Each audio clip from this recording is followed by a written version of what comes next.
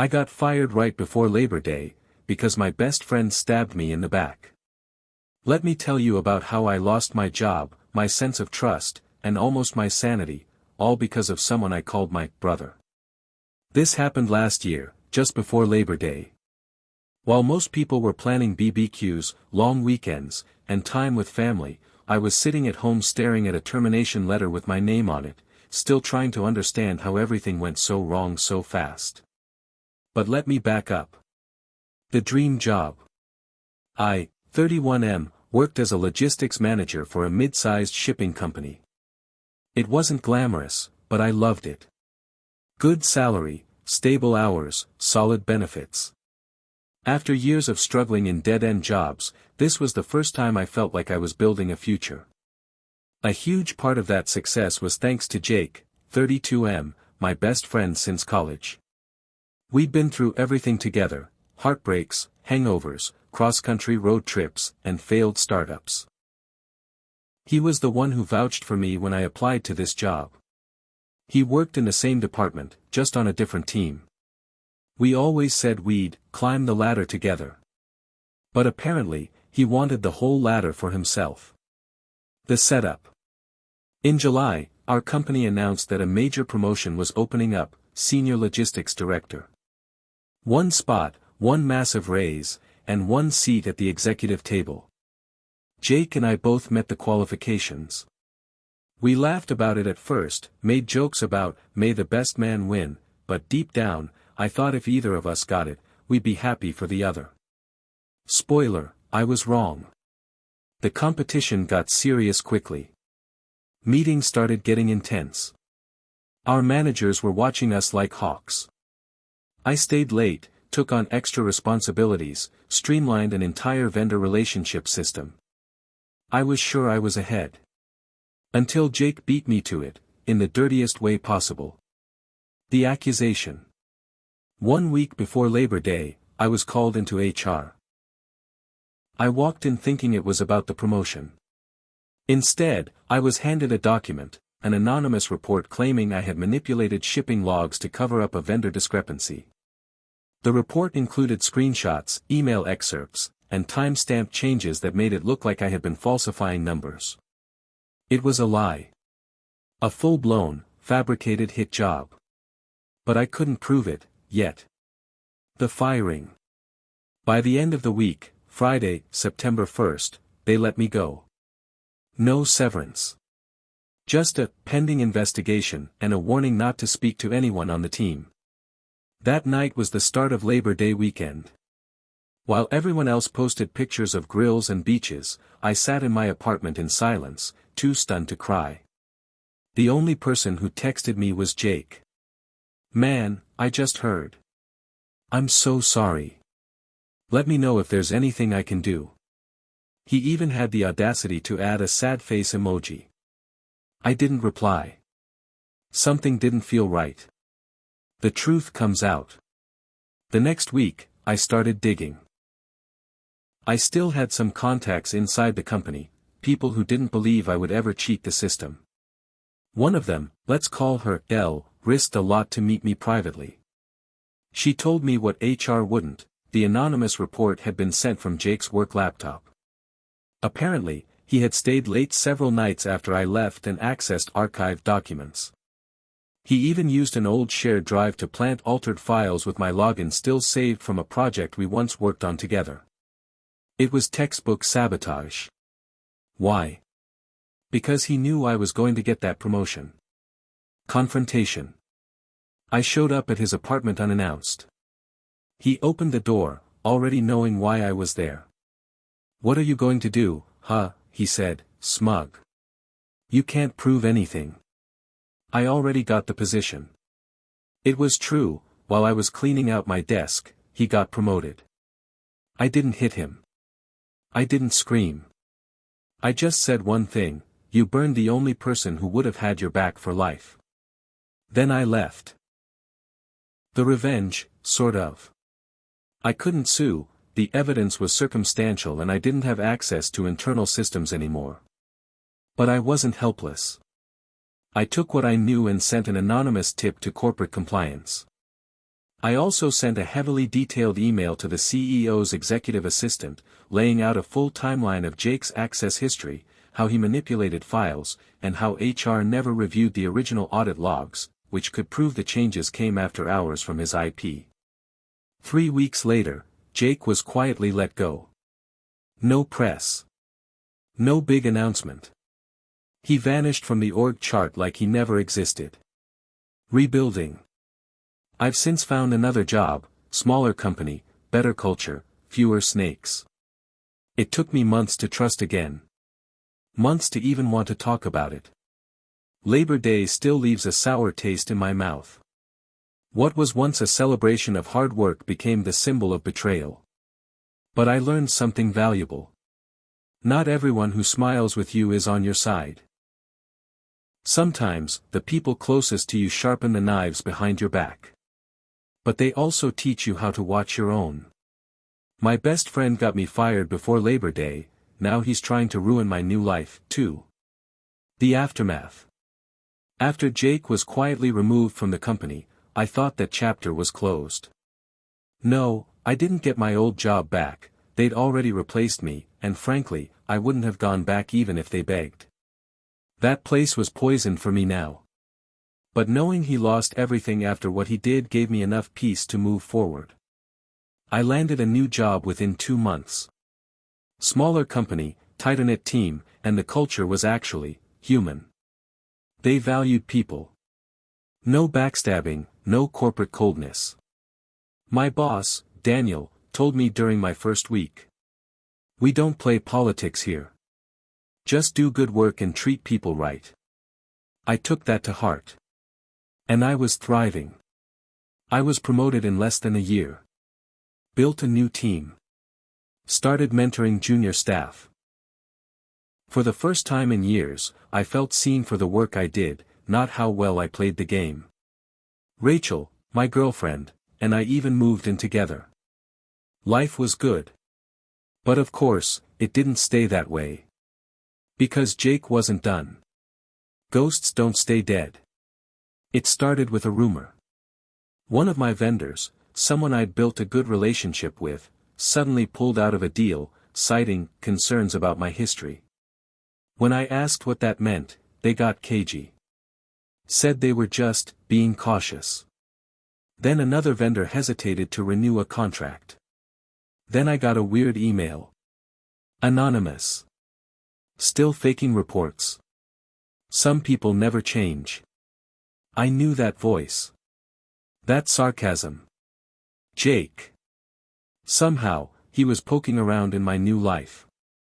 Whispering to people, spreading stories, maybe even sending anonymous messages to contacts. He couldn't let it go, because he'd lost, and I hadn't fallen apart. I'd won. And he hated that. The setup 2.0. Then things got worse. An internal audit was launched after someone flagged an irregularity in our inventory system, an irregularity that led back to my team. Specifically, to one of my junior analysts, Nate, who had accidentally overwritten a column in a report. It was a small mistake, fixable. But somehow, a complaint was filed claiming I had instructed Nate to falsify the numbers. Sound familiar? The internal investigator was someone from legal. She was fair, but said they'd have to look through my emails, access logs, and team communications. I cooperated fully. Then she asked a strange question. Do you know someone named Jake Weller? I froze. He had submitted a formal complaint as a concerned former colleague, claiming I had a pattern of manipulation. He even referenced my previous job, the one where he got me fired. Except this time, I had something I didn't back then. Proof. The evidence that broke him. Thanks to a favor from a friend at my old company. The one who helped me uncover Jake's sabotage the first time, I was able to get a redacted copy of the investigation that led to his firing. It included logs, timestamps, and internal chat logs showing Jake logged into my account using old credentials, after hours, from his IP address. I gave that to our legal team, along with the full story, every message, every anonymous email, every vendor who had suddenly gone cold. The legal investigator nodded and said one word. Relentless. 3 days later, Jake's complaint was officially deemed harassment. We filed a cease and desist. Our legal department even reached out to LinkedIn and had Jake's messages flagged. His name was now on our internal, do not interact, vendor list. But I wasn't done. Turnabout. You see, Jake had taken something from me once, my job, my reputation, and nearly my sanity. And now, he was trying again. But this time I had a voice. And connections. And evidence. So I wrote my story. I didn't name him. I didn't name companies. I didn't violate any NDAs. But I told the truth, the full arc. How a trusted friend sabotaged me, how I rebuilt, and how even in a new chapter, he tried to drag me back down. I published it anonymously on LinkedIn. It went viral. Not millions of views viral, but enough to get noticed. Recruiters messaged me. Colleagues sent support. Even people from my old company reached out and said, we always knew something felt off. Jake tried to comment. His account was restricted. Redemption and rise. About 6 months later, I was promoted again. Director of Operations. I moved to a new office. Built my own team. Got a speaking invitation at a regional logistics conference. Shared lessons on leadership, resilience, and rebuilding after betrayal. I saw Rachel in the audience, smiling with pride. And I realized something. Jake had tried to ruin me, twice. But each time, he only made me stronger. He made me more careful, more resilient, more aware of who I let into my circle. And he made me realize that you can't prevent betrayal, but you can survive it. One last message. 2 months ago, I got an email from Jake. Different tone this time. I know I burned everything. I lost my job, my network, everything I built. I don't know why I'm writing this, maybe because I have nothing else to lose. But I was jealous of you. You always had people who believed in you. I only ever had myself. I don't expect forgiveness.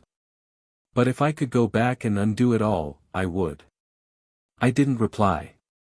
Some things don't deserve closure. But I didn't delete it either.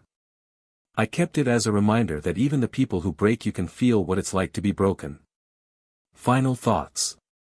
Jake once said, only the strong survive in business. But I've learned that strength isn't about stepping on others to climb. It's about getting stepped on, and still choosing to stand. He lost everything because he believed power was more valuable than people. I gained everything because I stopped letting people like him define my worth. Labor Day is coming up again soon. And this year, I'll be celebrating not just work, but freedom. From betrayal. From guilt. From the past. My best friend tried to ruin my career twice. Now he's asking me for help. Time moves on. 2 years had passed since Jake's last attempt to sabotage my life. 2 years since I moved on, promotions, a stable relationship, even my first investment in a small tech startup that I helped advise. Life was quiet now. No more anonymous emails. No legal threats. Just the steady rhythm of meaningful work and peace of mind.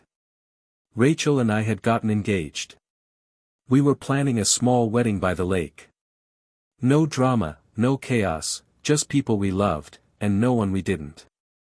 I hadn't thought about Jake in almost a year. Until one Friday morning, I got a call from a name I never expected to see again. Jake Weller. I didn't answer. But I got a text an hour later. I know you don't owe me anything. But I need your help. Please. I'm not who I was. Curiosity versus closure. I showed Rachel the message. Her reaction was immediate. Delete it. But something in me hesitated. I wasn't curious for closure, I already had that. I wasn't interested in friendship either. But I wanted to know why now. So I replied. Why are you reaching out? He messaged back almost instantly. Because I'm broke, blacklisted, and I can't get hired anywhere. I've tried everything. I even applied to places outside the industry. No one will touch me. I didn't feel pity. But I did feel something. We agreed to meet at a quiet cafe downtown. The fall of Jake Weller. When I walked in, I barely recognized him.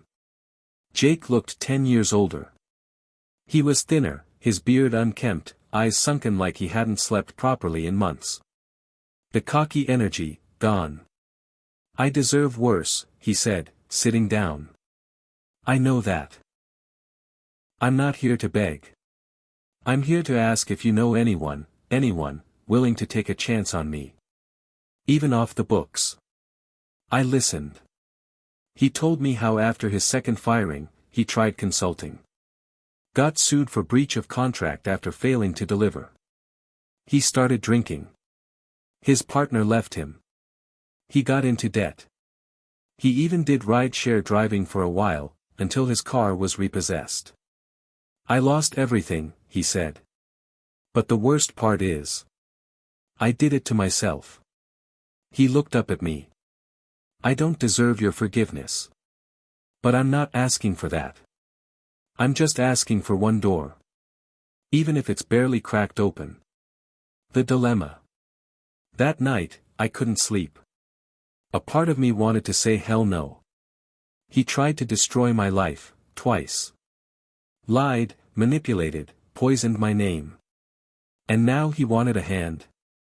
But another part, the part that had spent years in therapy, the part that believed in second chances, felt the weight of that decision. I talked to Rachel. She said, if you help him, make sure it's on your terms. So I did. The test. I told Jake I might have a way in. One of my business acquaintances, Sarah, ran a small distribution startup and needed short-term help reconciling a messy logistics backlog. It wasn't glamorous, and it didn't pay much. But it was real work. I called her, told her the full story. To my surprise, she said. If you believe he deserves a shot, I'll trust your judgment. But I won't hesitate to cut him loose if he even blinks the wrong way. Jake was speechless when I told him. He cried. I won't screw this up. I swear. The trial period. He started the following Monday. I stayed away, didn't check in, didn't hover. Sarah gave me occasional updates. Week 1, he's quiet. Reserved. But showing up on time. Week 2, actually, he's really good at this. Week 3, he caught a backlog error that saved us $8,000. By week 6, she offered him a 3-month contract extension. He texted me that night. I never thought I'd be grateful to someone I once tried to destroy. I didn't know what to say. So I didn't say anything. The conference. A few months later, I was invited to speak at an industry conference. A panel on resilience in leadership. After my talk, during the networking break, a young man walked up to me. Hey, are you the guy who wrote that viral story about your friend who sabotaged you? I nodded, hesitantly. He smiled. Thanks for sharing it. Help me leave a toxic team and start over. Later, I noticed Jake across the room. He hadn't approached me. But he stood quietly, respectfully, talking to people, handing out resumes, staying in the background. We locked eyes once. He nodded. I nodded back. Letting go. Jake never became my friend again. We didn't reconnect. We didn't hang out. But a year later, he sent me one final email. Thanks for the lifeline. I'm working again. Slowly rebuilding. Still in debt. But I'm sober. And for the first time in a long time, I don't hate myself. I hope you're well. And congratulations, I heard about your wedding. That was it. No ask. No manipulation. Just, peace. Final reflection. Some people think justice means revenge. That the only way to win is to see your enemies crushed under your success. But sometimes, the real justice is showing them who you became despite what they did to you. Jake tried to ruin me. He failed. And I grew into someone who could have destroyed him back, but didn't. Not because he deserved mercy. But because I deserved peace. A letter I never sent. A few weeks after Jake's final message, I opened a blank document and started typing. Not for work. Not for publication. Just, for me. Dear Jake. You almost broke me. I still remember the feeling of betrayal like it happened yesterday. The disbelief. The anger. The spiral. You turned my life upside down, not once, but twice. And the hardest part wasn't recovering my job or reputation. It was rebuilding my trust in people. And yet. You came back. Not with excuses. Not with arrogance. But with something I never expected, humility. You earned your second chance. Not because you asked for it, but because you showed up, again and again, and did the work. I don't know if we'll ever speak again. I don't know if the version of us that once laughed over cheap beer on college nights is gone for good. But I do know this, I forgive you. Not for you, but for me. For Rachel. For the life I almost didn't get to live. I hope you keep building yours. Piece by piece. No shortcuts this time. M. _ I never sent it. But writing it felt like closing a door I didn't realize was still open. And as I hit save, I smiled for the first time in days, because I knew. Jake's chapter in my story was finally over. But mine? Mine was just beginning. A new beginning. A month later, Jake sent me a simple message. Got the contract extended. Thank you. No drama. No guilt. Just progress. I realized then that sometimes, letting go isn't about forgetting the past, it's about trusting the future. And for the first time in years, I felt ready to truly move on.